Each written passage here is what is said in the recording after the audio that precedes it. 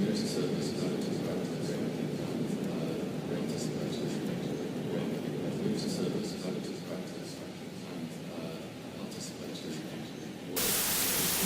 to power, advocacy, it's about intimacy. You're talking about art and you're talking about discourse. It's all the stuff in the middle that's way more important. It's about way more than just representation. Inclusion, but also revision. The larger discussion about identity and access, and there is this very specific discussion about gender within that. It's like, what is the useful thing to have? What is the useful discussion to facilitate? What is the useful forum to create? Your goal is to kind of facilitate and record conversations in this way, and to have very specific things to talk about, and disseminate details that come out. Once you start organizing what you're hearing, then you're saying something about it. And it seems to me like you've got a constituency, a very clear and interesting constituency that you can connect with in a number of different ways. So bring people to the table, bringing people to the table, Bringing people to the table. Bringing people to the table.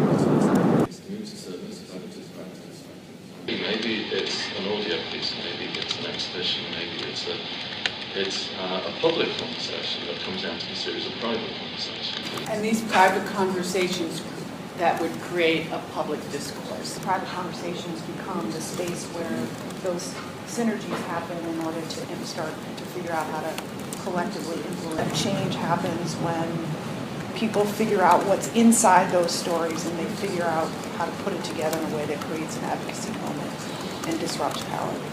But then really what that is a kind of step forward, isn't it? I mean, it's like it doesn't need to be an ending. I mean, maybe that's the thing, is it Right. just emergent the whole time. But it feels reflective of what's going on.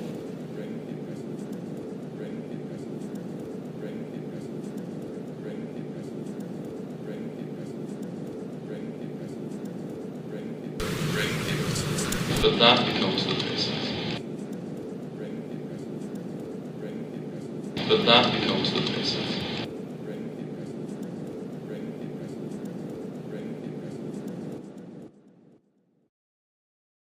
I would like to talk with you about blackness. Okay. And get in the conversation. Have a black conversation over here. Do you want to join us? No, I would, but I can't right now. See you later. It's something like, it's weird, like, as being a black person, where we represent the race, like, I represent the billion black people that are, like, on this world, no matter what. Like, if somebody has a bad encounter with a black person, that's their representation. I've been around streets with Ben, AJ, Jermaine, AJ. Someone said they were robbed with their cell phones, and they were looking for somebody that pointed to us. Now I'm sitting in handcuffs, you going through my pockets, yes, I have 2 phones, I pay for them, and now you're accusing all of us of why we all have 2 phones each. And it's like... Why do you have 2 phones? Because there's a time when there were sidekicks and the iPhone just came out. So it was like, to have a sidekick was $20. And all of a sudden it's just like, you're in trouble. Without it, like, you're in trouble. Just like, you're in trouble. What is your dream? What do you want? You're in trouble. Just like... Because nothing's impossible, right? You can have anything you want if you're willing to share. Like, I feel like I'm about to... Something monumental is happening in my life. I want to be prepared for it, and I want to, like... It's time to prep for it. Like, I've been prepping. I've been doing, like, I like, check up the last 10 years as, like, market research. You know, for whatever this thing that I'm supposed to be doing. You know? Everything from here is, like, whoa. Yeah. And that's the shit that's crazy. That's why I'm like, okay, I'm going to pull this, I want to do this, I want to do this, because I really want to climb to be the best. Like, I think I have this other responsibility. Like, I think that black men just feel this, well, some of us, we feel this extra urge to be great. So, I take public transportation partially as an economic strategy for being a grad student at 63. And the other part of it is now I've made it a social experiment. Because what I realized is that I live in Los Angeles in a culture of cars, and my relationship to issues is distanced by my shelter in a vehicle. I've been riding the trains and the buses, and it's deep. You know, LA, the only people on trains and buses in LA are poor people. And I I live downtown, which is quickly being, as an artist said the other night, gentrificationed.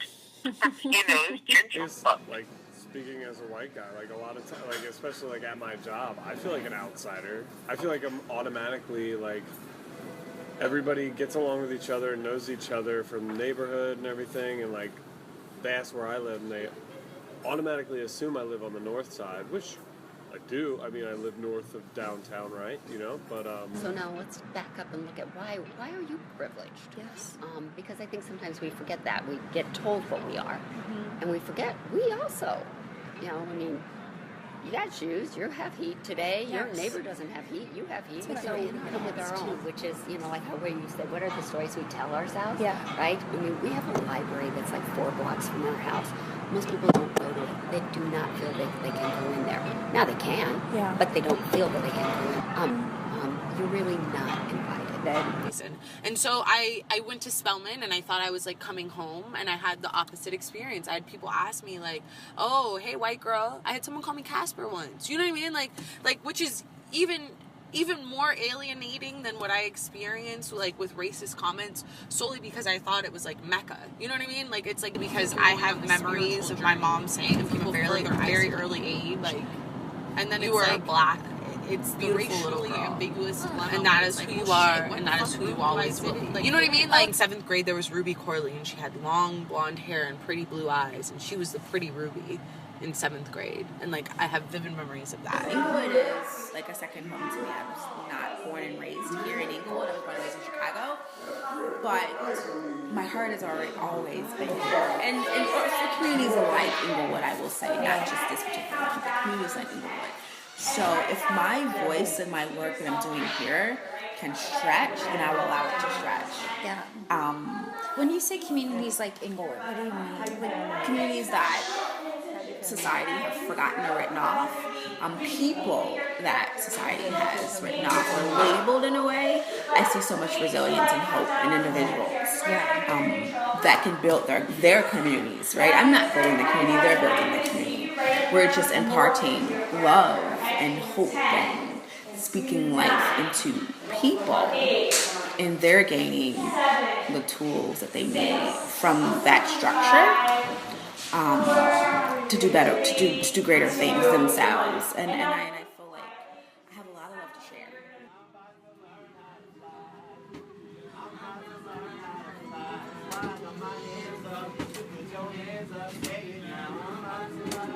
This is 47.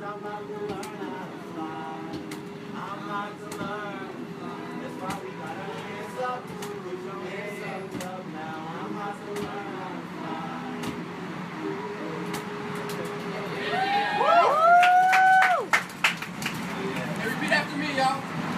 We must do better at loving each other.